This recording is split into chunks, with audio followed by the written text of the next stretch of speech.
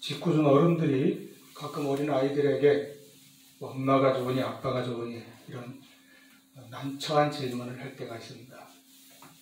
또 더 짓궂은 사람들은 내가 엄마한테서 난 걸 어떻게 하느냐, 너 다리 밑에서 주워온 거 아니냐, 이렇게 해서 기어이 아이들을 울리기도 합니다. 이런 것들 난처한 질문이라고 제가 생각해 보는 것인데요. 우리 그리스도인들에게 난처한 질문이 있다면 무엇일까요? 예를 들어서 당신은 구원받았습니까? 누가 다짜고짜 물으면은, 특히 구원파라는 이단에서 아주 단골로 사용하는 수법이죠. 그것 때문에 많은 사람들이 실족하고 넘어진 경우도 있습니다. 그렇지만 그 신앙을 분명히 확인하기 위해서는 전도훈련이나 제자훈련, 성경공부 같은 시간에 반드시 필요한 질문이기도 합니다. 고린도전서 13장 5절 말씀에 너희는 믿음 안에 있는가? 너희 자신을 시험하고 너희 자신을 확증하라, 이렇게 말씀하셨습니다. 또 그 질문보다 더 난처한 질문은 당신은 성령 받았습니까? 라는 질문이죠.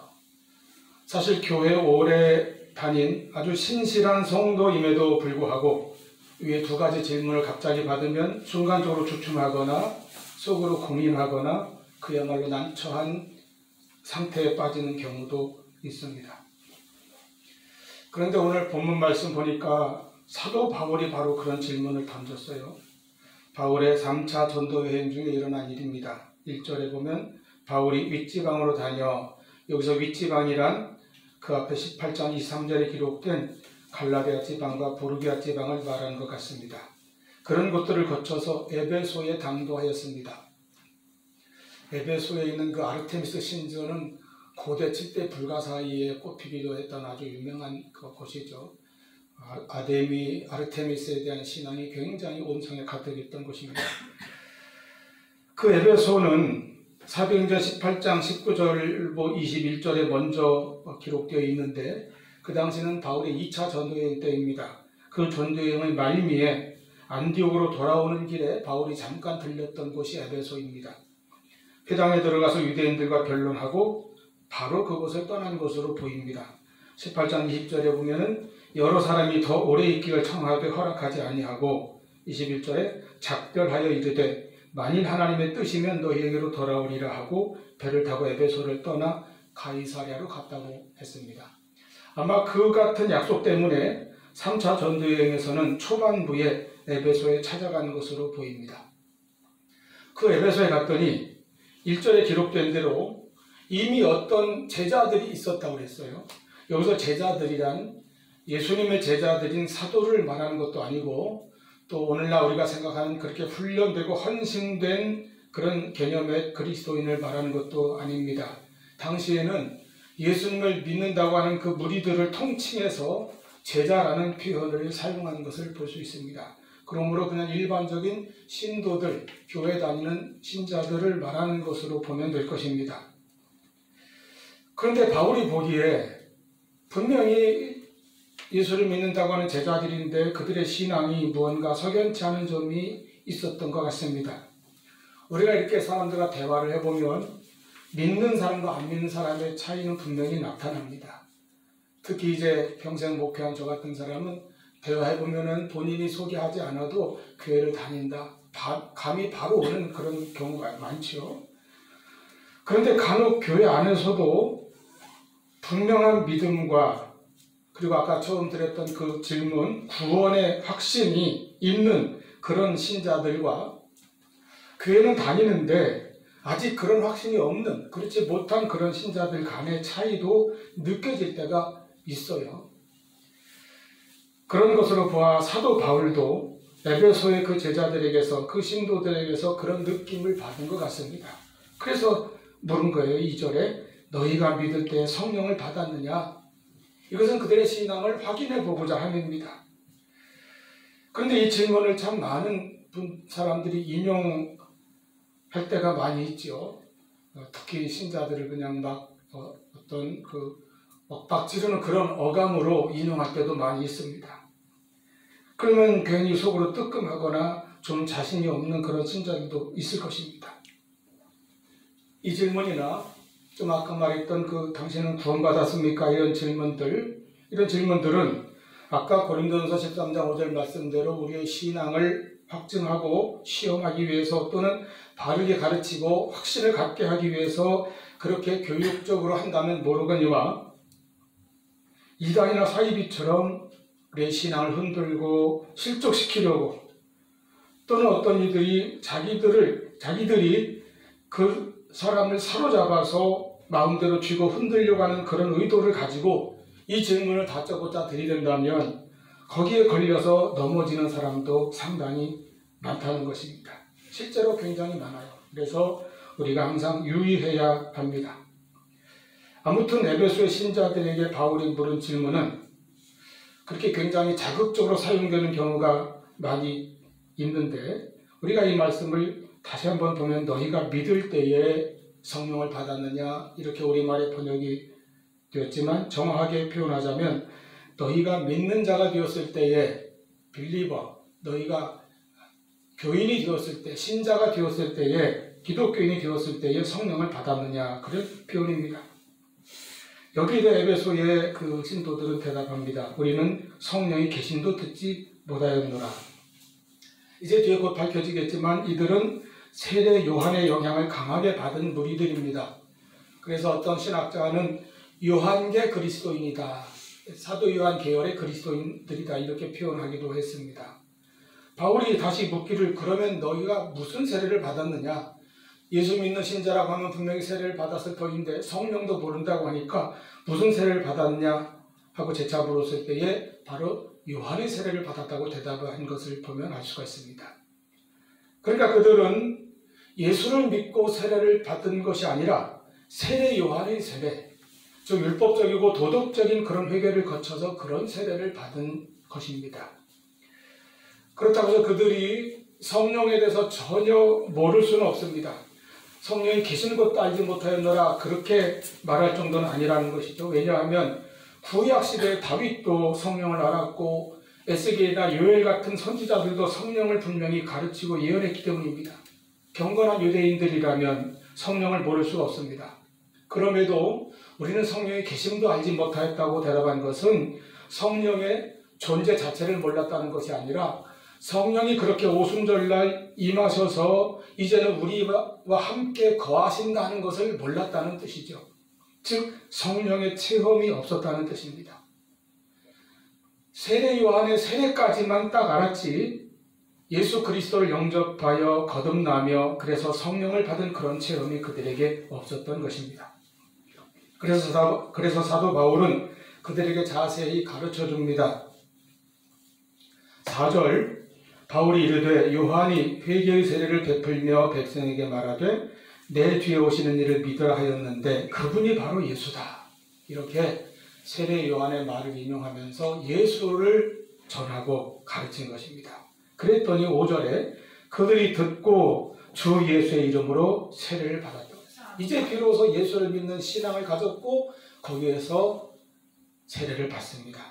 6절에 그때 성령이 그들에게 임하시고 방언도 하고 예언도 하였는데 그들이 12사람쯤 되었다 그랬습니다. 자, 사도행전 2장에 보면 바로 오순절 성령 강림 사건이 있었고 그때 성령을 체험한 베드로가 나아가서 성령의 권능을 충만히 받아서 예수님의 부활과 예수님의 복음을 담대하게 설교하였습니다. 그때에 아시아 각 지방과 아프리카에서까지 또는 유럽에서까지 모여들었던 수많은 무리들이 사도행전 2장 9절로 11절 보면 그 출신지가 아주 다양하게 소개되어 있습니다. 바데인, 메데인, 엘람인, 메소포타미아, 유대와 갑바도기아, 본도와 아시아, 부르기아, 밤빌리아, 애국과 및 구레네에 가까운 리비아 여러 지방에 사는 사람들, 로마로부터 온 유대인들까지 거기에다가 그레데인, 아라비아인들 이렇게 아주 출신지가 다양한데 그들이 각자 베드로는 자기 말로만 설교했을 뿐인데 그들이 각자 자기들의 그 언어로 그 설교를 들었다는 것이죠. 이것이 바로 방언입니다. 그들이 그 베드로의 설교를 듣고 마음에 찔려서 베드로와 여러 사도들에게 물었잖아요. 형제들아 우리가 어찌할꼬? 제가 고등학교 때 교회에서 우리 학생들이 영어 성경을 좀 어떤 대학생 선배한테 배운 적이 있어요. 그때 바로 이 본문을 읽고 What shall we do? 우리가 어찌 알고 요거 하나 외워가지고 나중에 툭 하면 써먹는 거예요. What shall I do? 형제들아 우리가 어찌 알고.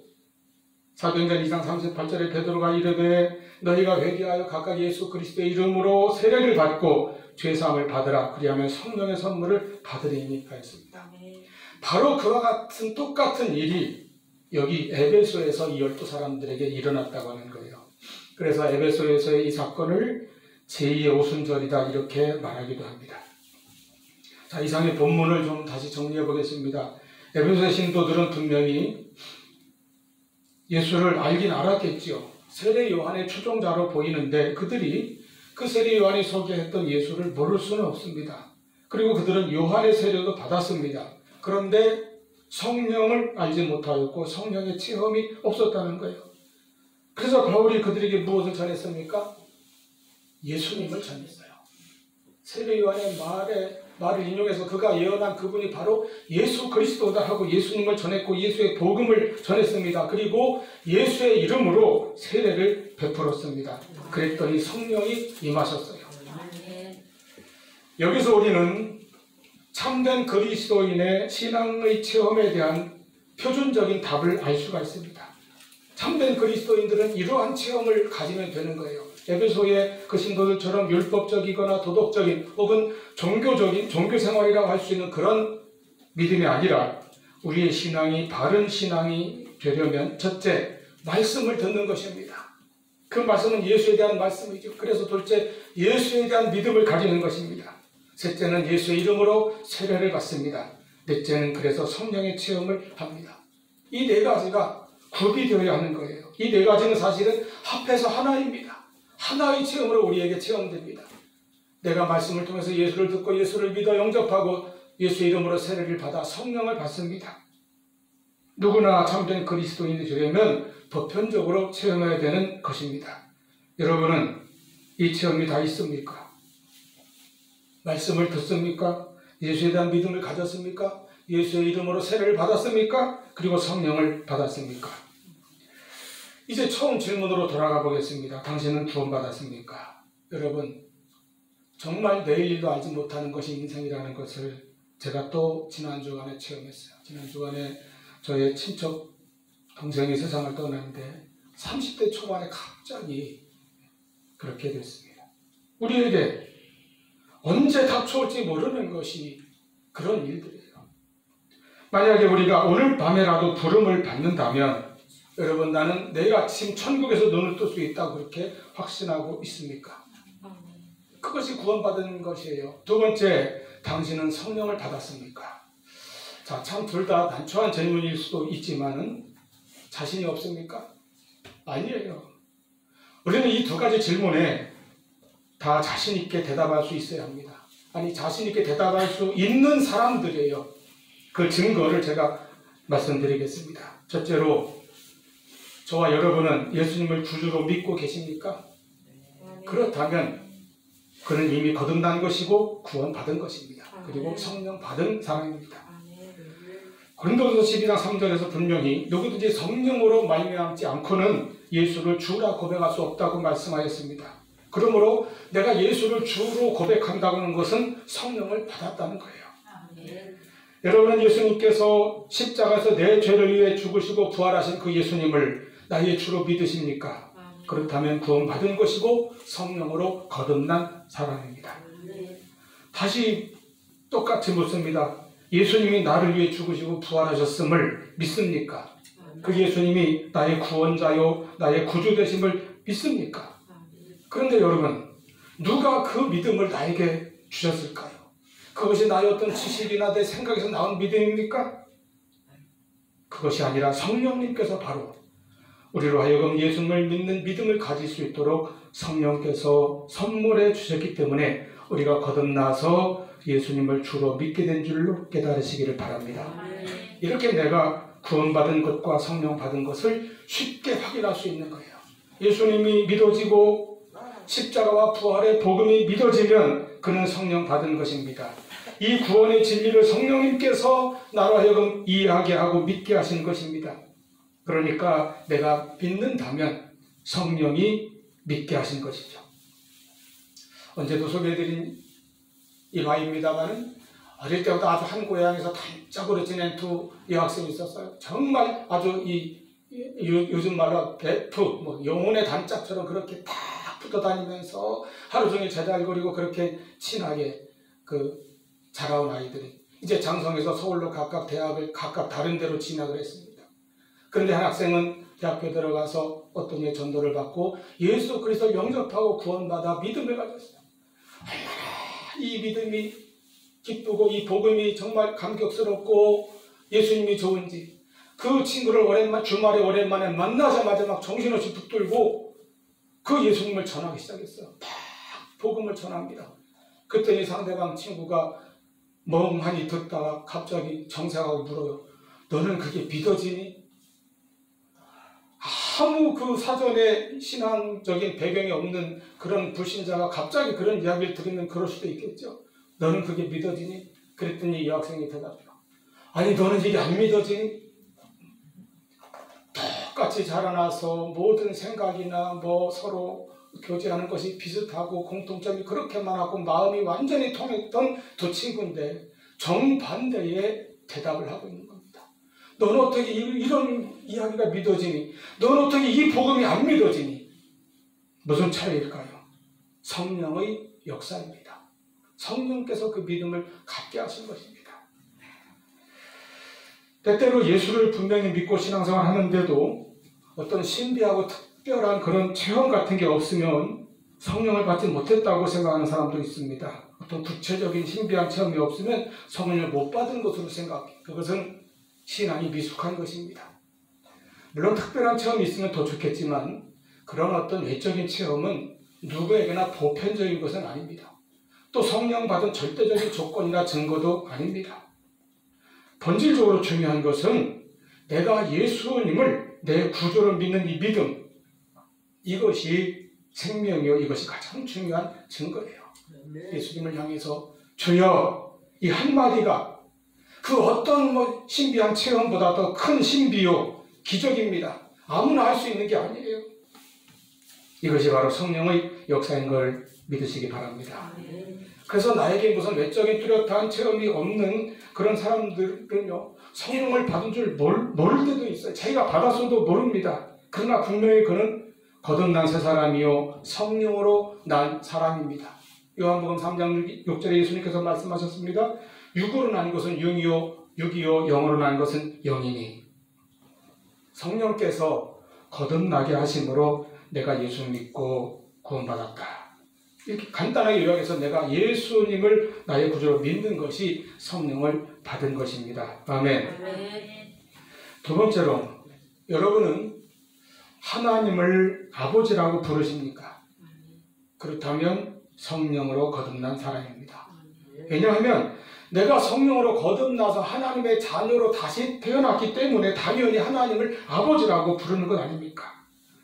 갈라디아 4장 6절에 너희가 아들이므로 하나님이 그 아들의 영을, 성령을 보내셨다는 거예요. 그 영을 우리 마음 가운데 보내사 아바 아버지라 부르게 하셨느니라. 성령이 내 안에 오셔서 하나님을 아버지라 부르게 하신다는 거예요.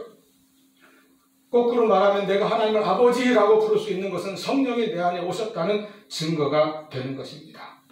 그 믿음을 성령이 주신 것이기 때문입니다. 우리가 기도할 때마다 나도 모르게 그냥 입에서 그런 표현이 많이 나오지만 이게 보통 믿음이 아니고 보통 사건이 아닙니다. 그러므로 앞으로 우리가 기도할 때나 주기도문에도 그렇게 시작하잖아요. 하늘에 계신 우리 아버지. 또 사도신경도 그렇게 시작하지 않습니까? 전능하사 천지를 만드신 하나님 아버지를 내가 믿사오며. 이런 사도신경 같은 것을 암송할 때 또 기도할 때 하나님을 아버지라고 부르는 것에 대해서 우리가 좀 더 이제는 마음으로 의식도 하고 더 분명한 믿음을 가지고 또 성령의 임재를 그때마다 깨달으면서 사용하시기를 바랍니다. 로마서 8장 15절에 너희는 다시 무소하는 종의 영을 받지 아니하고 양자의 영을 받았으므로 아바 아버지라 부르짖느니라. 그리고 16절 성령이 친히 우리 영과 더불어 우리가 하나님의 자녀인 것을 증언하시나니. 그렇습니다. 내가 하나님의 자녀요, 하나님은 나의 하늘에 계신 아버지인 것을 내가 내 마음에 믿는다면 이것은 성령께서 내 마음에 그런 믿음을 주신 것이고 그렇게 증거하셨기 때문입니다. 이것이 바로 성령의 역사입니다. 어떤 신비한 체험보다 더 큰, 더 놀라운 기적 같은 일이 아닙니까? 생각해 보세요. 나 같은 죄인이 구원받았다고 하는 사실, 나 같은 죄인이 거룩하신 하나님의 자녀가 되었다고 하는 사실, 이게 기적 아니면 무엇이겠어요? 내가 천국에 간다는 사실, 얼마나 크고 놀라운 신비입니까? 사실 사람처럼 변하기 어려운 게 없어요. 이게 사람의 힘으로 되는 것이 아닙니다. 그래서 성령의 역사로 되는 것입니다. 이 나 같은 죄인이라는 표현을 쓰면은 저는 떠오르는 사람이 존 뉴턴입니다. 아주 악질적인 노예상인이었지요. 그가 1747년 어느 날 아프리카 노예선인 그레이하운드호의 선장으로 노예들을 가득 잡아싣고 이제 대서양을 건너 런던으로 향하고 있었습니다. 그런데 뉴펀들랜드 해역에서 엄청난 폭풍을 만나게 되었어요. 이미 선장실에까지 물이 막 차오고 배 한쪽 옆구리가 크게 파손되어서 침몰은 그야말로 시간 문제였습니다. 그 성난 폭풍과 검푸른 물결 속에서 밤새 물을 파내다가 기진하고 완전히 절망하게 되어서 그 흔들리는 배에 한 기둥 하나를 붙들고 매달려서 자기도 모르게 기도하기 시작했어요. 어릴 때 어머니에게 들었던 그 신앙, 그 배웠던 신앙으로 하나님께 매달립니다. 그러자 하염없이 회개의 눈물이 쏟아진 거예요. 그리고 하나님의 은혜로 구원을 받게 되었습니다. 육도 구원받고 그 풍랑 속에서, 그리고 영혼도 구원받았어요. 그는 성령의 역사로 거듭난 새 사람이 되었습니다. 추악하고 방탕한 그 모든 생활을 청산하고 한평생을 복음을 전하며 노예제도 폐지 운동에 헌신하였습니다. 그가 만든 찬송시가 바로 나 같은 죄인 살리심, 영어 제목으로 Amazing Grace. 요즘 젊은 아이들 많이 쓰는 말인데요. 어메이징하다. 정말 얼마나 놀라운 사건입니까? 이와 같이 인생이 근본적으로 달라지기 위해서는 성령의 역사가 있어야만 됩니다. 그런데 우리에게 바로 그런 변화가 일어난 것입니다. 성령 받은 증거, 가장 큰 체험은 바로 나 같은 죄인이 구원받은 의인이 되었고 멸망받을 자가 영생을 얻었고 세상에 속하고 마귀에 속하였던 자가 하나님의 자녀가 되었다는 사실, 이것이 우리에게 큰 기적이요 성령의 역사인 줄 믿으시기 바랍니다.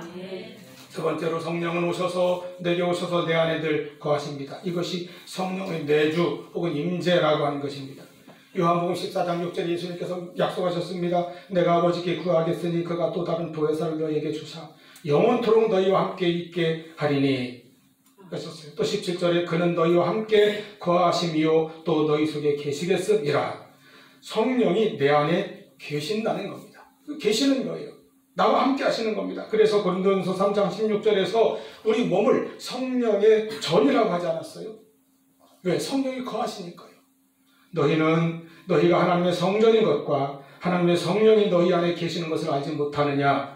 또 고린도전서 6장 19절에서도 너희 몸은 너희가 하나님께로부터 받은 바 너희 가운데 계신 성령의 전인 줄을 알지 못하느냐. 자, 이렇게 성령이 이제 내 안에 계시고 거하시면서 나와 함께 하시면서 늘 나를 인도하십니다. 어떤 감화 감동으로 나를 깨우치시고 깨닫게 하시고 나를 인도하신다는 거예요. 그래서 내 안에서 이제 성령이 나와 함께 하신다고 하는 그런 증거들이 내 행동과 삶에서 나타나게 됩니다.